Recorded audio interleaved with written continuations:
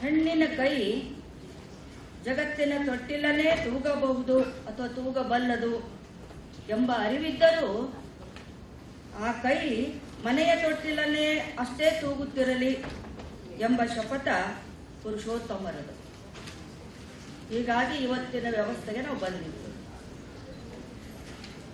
ಕುಟುಂಬ ಕೇಂದ್ರಿತ ಸ್ತ್ರೀಯ ಜವಾಬ್ದಾರಿಗಳು ಏನಿದೆ ಅದು ಅಲ್ಲಿಗೆ ಸೀಮಿತ ಇರಲಿ ಅಂತ ಅವರು ಅದನ್ನು ನಿರ್ವಹಿಸಿ ಕುಟುಂಬವನ್ನೂ ಇಟ್ಟುಕೊಂಡು ರಾಜಕಾರಣವನ್ನೂ ನಾವು ಸಮರ್ಥವಾಗಿ ನಿಭಾಯಿಸ್ತೀವಿ ಅನ್ನುವಂಥ ಶಕ್ತಿ ನಮಗಿದೆ.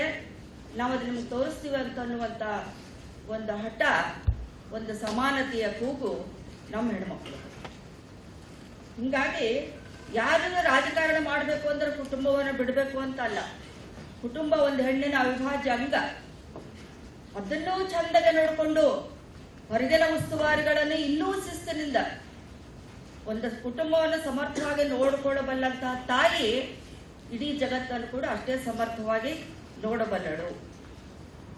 ಯಾಕಂದ್ರೆ ನಾವಿಡೀ ಈ ಭಾರತದ ಆರ್ಷೇಯ ಇತಿಹಾಸವನ್ನು ತಗೊಂಡಾಗ, ಇತಿಹಾಸ ಅನ್ನೋದು ನೋಡ್ರಿ, ಹೀಸ್ ಸ್ಟೋರಿ, ಹರ್ ಇಲ್ಲ ಅಲ್ಲಿ. ಇತಿಹಾಸ ಅನ್ನೋದು ಶುರುವಾಗೋದೇ ಹೀಸ್ ಸ್ಟೋರಿ, ಅವನ ಕತೆ, ಅವಳ ಕತೆ ಎಲ್ಲಿ ಬರೋದಿಲ್ಲ.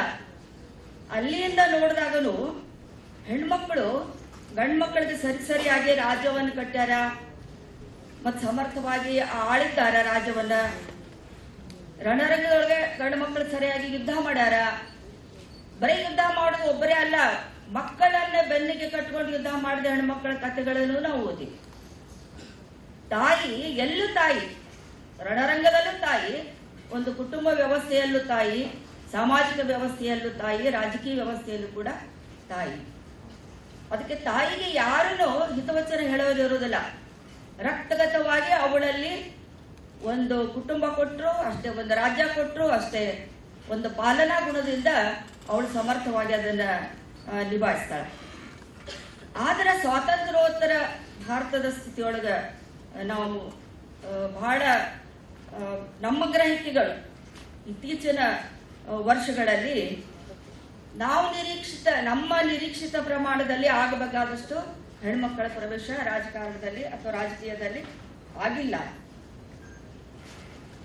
ಯಾಕಾಗಿಲ್ಲ? ಬಹಳಷ್ಟು ಕಾರಣಗಳದಾವ ಅದಕ್ಕೆ. ಆ ಕಾರಣಗಳನ್ನು ಕುರಿತು ಇವತ್ತು ಸಂವಾದ.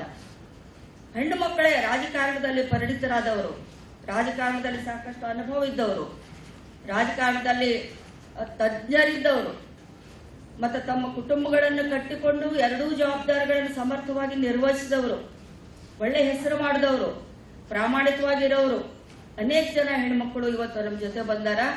ಅವರು ನಿಷಿದ್ಧವಾದ, ನಿರ್ಬಂಧಿತವಾದ ಈ ರಾಜಕೀಯ ಕ್ಷೇತ್ರವನ್ನು ಹೇಗೆ ಪ್ರವೇಶ ಮಾಡಿದ್ರು, ಹೇಗೆ ತಮ್ಮ ಅಸ್ಮಿತೆಯನ್ನು ಅಲ್ಲಿ ಉಳಿಸಿಕೊಂಡ್ರು ಅನ್ನೋದನ್ನು ನಾವೆಲ್ಲ ಇವತ್ತು ಕೇಳಿ ಮುಂದೆ ಬರುವ ಯುವ ಜನಾಂಗಕ್ಕೆ ಅದೊಂದು ದಾರಿದೀಪ ಆಗ್ತದೆ. ಮತ್ತು ಪುಸ್ತಕ ರೂಪದಲ್ಲಿ ಬಂದ್ರೆ ಇನ್ನೂ ಹೆಚ್ಚಿನ ಜನರಿಗೆ ಅರ್ಥ ಮಾಡಿಕೊಳ್ಳುವಂಥ ಒಂದು ಮನಸ್ಸು, ಮಾನಸಿಕ ಸಿದ್ಧತೆಗಳು ಬರ್ತಾವನ್ನೋ ಉದ್ದೇಶಕ್ಕೆ ನಮ್ಮ ಯೂನಿವರ್ಸಿಟಿ, ಹಂಪಿ ಯೂನಿವರ್ಸಿಟಿ ಮತ್ತು ಮಹಿಳಾ ಅಧ್ಯಯನದವರು ಈ ಕಾರ್ಯಕ್ರಮ ಇಲ್ಲಿ ಏರ್ಪಾಡು ಮಾಡ್ಯಾರ. ಅದಕ್ಕಾಗಿ ನಾ ಇಬ್ಬರನ್ನು ಇಲ್ಲಿ ಮಾನ್ಯ ಕುಲಪತಿಗಳು ಮಲ್ಲಿಕಾ ಗಂಟಿಯವರು ಮತ್ತು ಅಧ್ಯಯನ ಸಂಸ್ಥೆಯ ಅಧ್ಯಕ್ಷರು ಶೈಲಜಾ ಅವರಿಗೆ ನಾನು ಮೊದಲು ಅಭಿನಂದನೆಗಳನ್ನು ತಿಳಿಸ್ತೇನೆ. ಈಗ ಇದು ಯಾಕೆ ಇವತ್ತು ಇನ್ನೊಂದು ನೆನಪಾಗ್ತದೆ ನನಗೆ. 1990 ಇರಬೇಕು, ಕರ್ನಾಟಕ ಲೇಖಕಿಯರ ಸಂಘದವರು ಮೈಸೂರಿನ ಮಹಿಳಾ ಸಂಘದೊಂದಿಗೆ, ಮಹಿಳಾ ಜಾಗೃತಿ ಸಂಘದೊಂದಿಗೆ ಒಂದು ಸಮಾವೇಶ ಇಟ್ಟುಕೊಂಡಿದ್ರು. ಒಂದು 10-15 ಜನರನ್ನು ಕರೆದಿದ್ರು ಅವರು ಈ ಥರ ಸಂವಾದಕ್ಕೆ. ಅದರೊಳಗೆ ನಾನು ಮತ್ತು ಲಲಿತಾ ನಾಯ್ಕ ಅವರು ಇದ್ವಿ. ಅಲ್ಲಿ ಕೂಡ ಇದೇ ಥರದ ಪ್ರಶ್ನೆಗಳು, ರಾಜಕೀಯ ಹೊರತಾಗಿ ನೀವು ನಿಮ್ಮ ಕ್ಷೇತ್ರಗಳಲ್ಲಿ, ನಾವು ಬರೀ ರಾಜಕೀಯ ಅಷ್ಟೇ ಅಂತೀವಿ, ನಿಮ್ಗೆ ಗೊತ್ತಿದೆಯಲ್ಲ, ಬಹುತೇಕ ಕ್ಷೇತ್ರಗಳನ್ನು ಹಿಡಿದು ಎಲ್ಲಾ ಕ್ಷೇತ್ರಗಳಲ್ಲೂ ನಮಗೆ ಸ್ವಾಗತ ಇಲ್ಲ. ಯಾರು ನಮ್ಗೆ ರೆಡ್ ಕಾರ್ಪೆಟ್ ಹಾಕಿ ಕರೀದಿಲ್ಲ, ನಾವಾಗಿ ದಾರಿ ಮಾಡ್ಕೋಬೇಕು. ಅಷ್ಟು ಎಲ್ಲ ಕ್ಷೇತ್ರಗಳಲ್ಲೂ ಹೆಣ್ಮಕ್ಕಳನ್ನು ಹಿಂದಿಕ್ಕುತ್ತಾ ತುಳಿತಾ ಬಂದಿರುವಂತ ದುರಂತ ಪರಿಸ್ಥಿತಿ ಒಳಗ ನೀವು ಹೆಂಗ ಮುಂದೆ ಬಂದ್ರಿ ನಿಮ್ಮ ಕ್ಷೇತ್ರಗಳಲ್ಲಿ ನೀವು ಹೆಂಗೆ ಹೆಸರು ಮಾಡಿದ್ರಿ, ನೀವು ಹೆಂಗೆ ನಿಮ್ಮ ಅಸ್ತಿತ್ವವನ್ನು ಉಳಿಸಿಕೊಂಡ್ರಿ, ಇಷ್ಟು ಬೆಳಕ್ಕೆ ಏನು ಕಾರಣ ಆಯಿತು ಅಂತ ಪ್ರಶ್ನೆಗಳಿದ್ದು. ಆ ಪ್ರಶ್ನೆಗಳಿಗೆ ನಾವೊಂದು 10-11 ಜನ ಇದ್ವಿ. ನಾವೆಲ್ಲರೂ ಬಹಳ ಪ್ರಾಮಾಣಿಕವಾಗಿ ನಮ್ಮ ಬದುಕಿನ ಒಳತೋಟಿಗಳನ್ನ, ಒಳ ಸುಳಿವುಗಳನ್ನ, ಕೌಟುಂಬಿಕ ದೌರ್ಜನ್ಯಗಳನ್ನು ಹಿಡ್ಕೊಂಡು, ಬಾಲ್ಯದಲ್ಲಿ ಆಗ್ತಾ ಇರುವಂತಹ ಹೆಣ್ಮಕ್ಳ ಮೇಲೆ ದೌರ್ಜನ್ಯಗಳನ್ನ ಹಿಡ್ಕೊಂಡು, ಕೌಟುಂಬಿಕ ದೌರ್ಜನ್ಯಗಳನ್ನು ಹಿಡ್ಕೊಂಡು, ಔದ್ಯೋಗಿಕ ಕ್ಷೇತ್ರಗಳಲ್ಲಿ ಆಗ್ತಾ ಇರುವಂತಹ ಶೋಷಣೆಗಳನ್ನು ಹಿಡ್ಕೊಂಡು ಎಲ್ಲದರ ಬಗ್ಗೆನೂ ಬಿಚ್ಚು ಮನಸ್ಸಿನಿಂದ ಮಾತಾಡಿ ಬಹಳ ಪ್ರಾಮಾಣಿಕವಾಗಿ. ಅಲ್ಲಿ ಏನಾಯ್ತು ಅಂತಂದ್ರೆ, ಅಷ್ಟೂ ದಿವಸಗಳವರೆಗೆ ಸಾಮಾಜಿಕವಾಗಿ ನಾ ಇದು ಮಾತಾಡಿದ್ರೆ ಜನ ಏನ್ ತಿಳ್ಕೊತಾರೋ ಅನ್ನುವಂತ ಏನು ಭಯ ಇತ್ತಲ್ಲ, ಆ ಭಯ ಹೊರತು ಬಹಳ ಜನ ಸಹೃದಯದ ಅದನ್ನು ಒಪ್ಪಿಕೊಂಡ್ರು. ನೀವು ಹೆಣ್ಮಕ್ಳು ಇಷ್ಟು ಕಷ್ಟದವ ಅಂತ ಹೇಳಿದ್ರೆ ನಮ್ಗೆ ಅರ್ಥ ಆಗ್ತಾವು, ನೀವು ಬಾಯಿ ಮುಚ್ಚಿಕೊಂಡು ಸುಮ್ಮಿದ್ರೆ ನಮ್ಗೆ ಎಷ್ಟೋ ಅರ್ಥಗಳು, ಎಷ್ಟೋ ಪ್ರಶ್ನೆಗಳು, ನಮಗೂ ಪ್ರಶ್ನೆಗಳಾಗಿ ಉಳಿತಾವು. ನಿಮ್ಮಷ್ಟು ಸೂಕ್ಷ್ಮ, ನಮ್ಮ ಸೂಕ್ಷ್ಮತೆ ನಮ್ಮ ಬುದ್ಧಿಗೆ ಎಟುಕುವಂಥದ್ದಲ್ಲ ಅಂತ ಅನ್ನೋದನ್ನು ಒಪ್ಪಿಕೊಂಡ್ರು. ಅದರದೊಂದು ಫಲ ಏನು ಅಂತಂದ್ರೆ, ಉದಾರವಾದಿಗಳು ಭಾಳ ಆಡ್ತಾರೆ ಹೆಣ್ಣು ಮಕ್ಕಳ ವಿಷಯದಲ್ಲಿ. ಪ್ರಾಮಾಣಿಕವಾಗಿ ಹೇಳ್ಕೋಬೇಕು, ನಾವೇನಿರೋದ್ರಿಂದ ತೊಂದರೆ ಇದ್ದು ಹಿಂಗೆ ಮಾಡಿದ್ರು, ಅದು ನಾವು ಮೀರಿದ್ವಿ, ಆದರೂ ನಮ್ಮನ್ನು ತಡೆದ್ರು, ಆದರೂ ನಾವು ಮುಂದೆ ಬಂದ್ವಿ, ಗಟ್ಟಿಯಾಗಿ ಕಾಲು ಹೊರಕ್ಕೆ ಸಾಧ್ಯ ಆಯಿತು.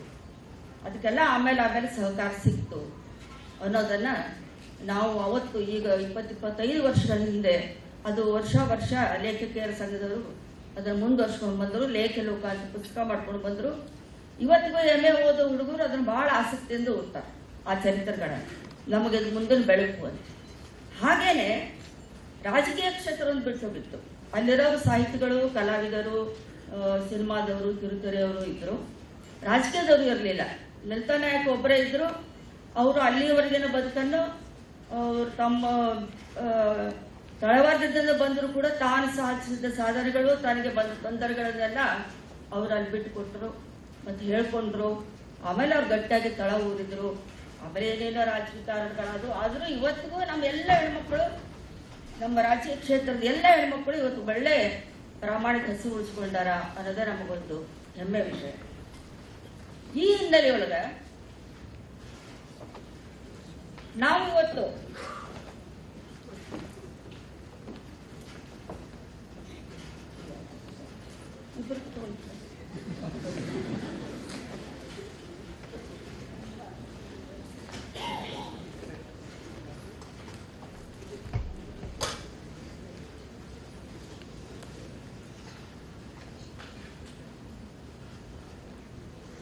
ಕುತೂಹಲಕ್ಕಾಗಿ ಇಲ್ಲಿ ಬರೋದಕ್ಕೆ ಒಪ್ಕೊಂಡಿದ್ದು. ರಾಜಕೀಯ ಕ್ಷೇತ್ರ ಹೆಂಗಿರ್ತದ, ಇವರೆಲ್ಲ ಹಂಗ ಅವನಿಗೆ ಎದುರಿಸಿದ್ರು, ಬಹಳ ಗಟ್ಟಿ ಇರಬೇಕು ಎಲ್ಲ ಉಳಿದೆಲ್ಲ ಕ್ಷೇತ್ರಗಳಿಗಿಂತ. ಹೆಣ್ಣು ಎಲ್ಲ ಕ್ಷೇತ್ರಗಳಲ್ಲಿ ಗಟ್ಟಿ ಇದ್ರೇನೆ ಬದುಕೋದಕ್ಕೆ ಸಾಧ್ಯ ಅನ್ನೋದನ್ನ ನಾವು ಯಾವತ್ತೂ ಮರಿಬಾರದು.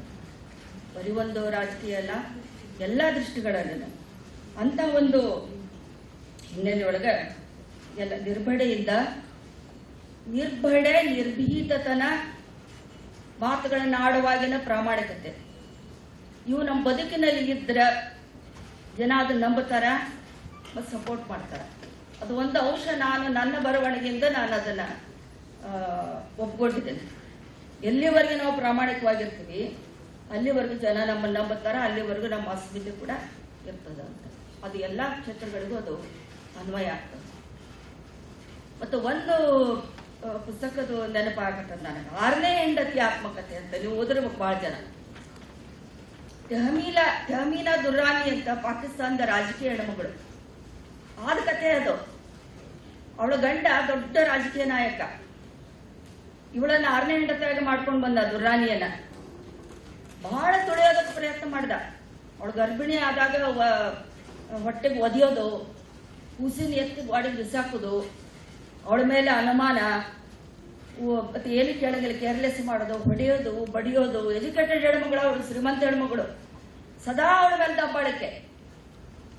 ಅವಳು ನಿಧಾನವಾಗಿ ತನ್ನ ಕೈಗೆ ಎತ್ಕೊಂಡ್ಬಿಟ್ಲಿ ಎಲ್ಲ. ಎಲ್ಲಿವರೆಗೆ ಬಂದಂದ್ರೆ 6-7 ಮಕ್ಳು ಇರ್ತಾವು. 7 ಮಕ್ಕಳನ್ನ ಆಕೆ ಹತ್ರ ಬಿಟ್ಟಿರುದಿಲ್ಲ. ಕೋರ್ಟ್ ಮೂಲಕ 7 ಮಕ್ಕಳನ್ನು ತನ್ನ ಕಡೆ ಮಾಡಿಕೊಂಡು ಎಲೆಕ್ಷನ್ ನಿಂತು ಜನರ ಪ್ರೀತಿಯಿಂದಾಗಿ ಗೆದ್ದು ಬಂದು ಗಂಡನ ಸೋಲಿಸಿ ತಾನು ರಾಜಕೀಯ ಅಧಿಕಾರವನ್ನು ಹಿಡಿದು ತೆಹಮೀನಾ ದುರ್ರಾನಿ ಅಂತ, ಪಾಕಿಸ್ತಾನಿ ಹೆಣ್ಮಕ್ಳು.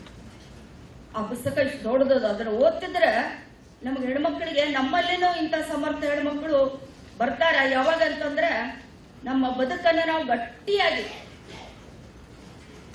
ನಿಲ್ಲುವಂತೆ ನಾವು ರೂಪಿಸಿಕೊಂಡ್ರೆ, ನಮ್ಮನ್ನ ನಾವು ರೂಪಿಸಿಕೊಂಡ್ರೆ, ಹೊರಗಿನ ಆವರಣಗಳು ನಮ್ಗೆ ಎಷ್ಟೇ ಇದ್ರು ಕೂಡ ನಮ್ಮ ಒಳಗೊಂದು ತೇಜಸ್ ಇರ್ತದೆ, ಒಂದು ಅಂತಸತ್ವ ಇರ್ತದ, ಒಂದು ವಿಲ್ ಪವರ್ ಇರ್ತದ. ಅದಕ್ಕೆ ಧಕ್ಕೆ ಬರದಂತೆ, ಧಕ್ಕೆ ಬಂದರೂ ಅದು ಮುಕ್ಕಾಗದಂತೆ ನಾನು ಈ ಸಮಾಜಕ್ಕೆ ಇರೋದು, ನಾನು ರಾಜಕಾರಣಕ್ಕೆ ಬಂದರೂ ನನಗೆ ಸಮಾಜ ಮುಖ್ಯ, ಜನ ಮುಖ್ಯ, ಜನಪರ ಕಾಳಜಿಗಳು ಮುಖ್ಯ. ಏನೊಂದು ದೇವ್ರ ದಯದಿಂದ ಒಂದು ಅಧಿಕಾರ ಬಂದದ, ನಾನು ಜನರಿಗೆ ಏನಾದ್ರೂ ಮಾಡಬೇಕು ಅಂತ ಹೊರಟಾಗ ಅಲ್ಲಿ ಯಶಸ್ಸು ತಾನಾಗಿ ಖಂಡಿತವಾಗಿ ಇರ್ತದೆ. ನಮ್ಮಲ್ಲಿ ಏನಾಗಿದೆ ಅಂದ್ರೆ ಗಂಡಸರಿಗೆ ರಾಜಕೀಯ ಒಂದು ಮಾಡೋದು ಬಿಟ್ಟರೆ ಅವ್ರಿಗೆ ಏನು ಬರೋದಿಲ್ಲ, ಪಾಪಿ ಏನ್ ಮಾಡ್ಬೇಕು. ಅದಕ್ಕೆ ಅವ್ರ ಸಂಕಟ ಏನು, ಇವ್ರು ಇಲ್ಲಿ ಬಂದ್ರಂದ್ರೆ ನಾವೇನ್ ಮಾಡೋರು ಆಮೇಲೆ, ಅದಕ್ಕೆ ಅವ್ರು ಬರಬಾರ್ದು ಹೆಣ್ಮಕ್ಳು ಅಂತ ಒಂದು. ಇನ್ನೊಂದು ಭಯ ಏನು ಅಂದ್ರೆ ಇವ್ರು ನಮಗಿಂತ ಸಮರ್ಥರು ಅಂತ ಅವ್ರಿಗೆ ಗೊತ್ತದ. ಈ ಸಮರ್ಥರು ಬಂದು ಸಮರ್ಥ ಆಡಳಿತ ಕೊಟ್ರು ಅಂದ್ರೆ ನಾಳೆ ನಮ್ಮನ್ನ ಯಾರು ಕೇಳೋದಿಲ್ಲ, ನಾವು ಮೂಲ ಗುಂಪಾಗ್ಬಿಡ್ತೀವಿ, ಅದೊಂದು ಭಯ. ನನಗನ್ನಿಸ್ತಂಗೆ ಈ ಎರಡು ಭಯಕ್ಕಾಗಿ ಅವರು ನಮ್ಮನ್ನ ಒಳಗ ಬಿಟ್ಟುಕೊಡೋದ್ರು. ಶಕ್ತಿ ದೇವಿ ಅಂತ ಹೇಳ್ತಾರ, ಅವಳೇ ದೊಡ್ಡವಳು, ಅವಳಿಂದ ಸರ್ವಸ್ವ ಅಂತೆಲ್ಲ ಹೇಳ್ತಾರ. ಆದ್ರೆ ಏನ್ ಮಾಡ್ತಾರೆ, ಕೊನೆಗಂದ್ರೆ ಶಕ್ತಿ ದೇವಿಗೆ ಕೈಗೆ ತಮ್ಮ ಆಯುಧಗಳನ್ನು ಕೊಟ್ಟು ರಾಕ್ಷಸರು ಸವಾಲು ಮಾಡಕ್ ಆಕೆ ಮುಂದೆ ಬಿಡ್ತಾರ. ಇವ್ರು ಯಾರು ಹೋಗುದಿಲ್ಲ. ಇವತ್ತಿನ ರಾಜಕೀಯ ಪರಿಸ್ಥಿತಿ ಕೂಡ ಹಂಗೆ ಅದು. ಪ್ರತಿಯೊಬ್ಬ ಒಳ್ಳೆ ರಾಜಕಾರಣಿ ಹಿಂದೆ ಮನೆಯೊಳಗೆ ಒಬ್ಬಳು ಗೃಹಿಣಿ ಇರ್ತಾಳ. ಆಕೆ ಎಲ್ಲವನ್ನೂ ಮನೆ ಜವಾಬ್ದಾರಿ ನೋಡ್ಕೋತಾ ಇರೋದ್ರಿಂದ ಅವ್ರು ನೋಡ್ಕೊಳಕ್ ಸಾಧ್ಯ ಆಗ್ತದೆ. ಇವತ್ತು ಹೆಣ್ಮಕ್ಳಿಗೆ 10 ಬಾಹುಗಳು ಇರೋದ್ರಿಂದ ಎಲ್ಲವನ್ನೂ ಅವರು ಸಮರ್ಥವಾಗಿ ಸಾಧ್ಯವಾಗಿ ನೋಡ್ಕೊಳಕ್ಕೆ ಸಾಧ್ಯ. ಅದಕ್ಕೆ ಇಲ್ಲಿರುವ ತೊಡಕುಗಳೇನು, ಬಿಕ್ಕಟ್ಟುಗಳೇನು, ಸವಾಲುಗಳೇನು, ಆ ಸವಾಲುಗಳನ್ನು ಯಾವ ರೀತಿ ನಾವು ಸ್ವೀಕಾರ ಮಾಡಿಕೊಂಡು ಅವನು ಬಗೆಹರಿಸ್ಕೋಬೇಕು.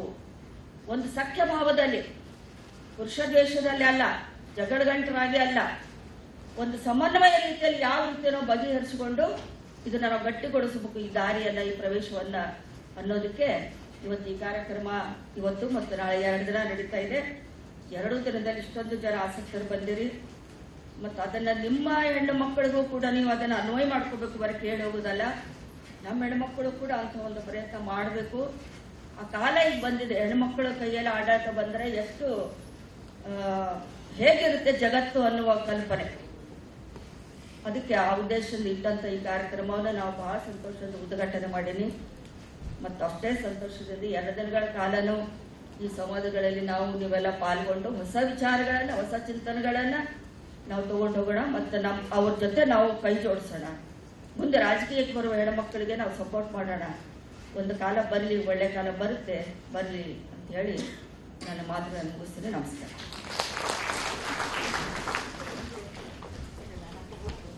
ಉದ್ಘಾಟನಾ ಮಾತುಗಳನ್ನು ಆಡಿದಂತಹ ಶಶಿಕಲಾ ವಸ್ತ್ರಾದ್ ಮೇಡಮ್ ಅವರಿಗೆ ಧನ್ಯವಾದಗಳು.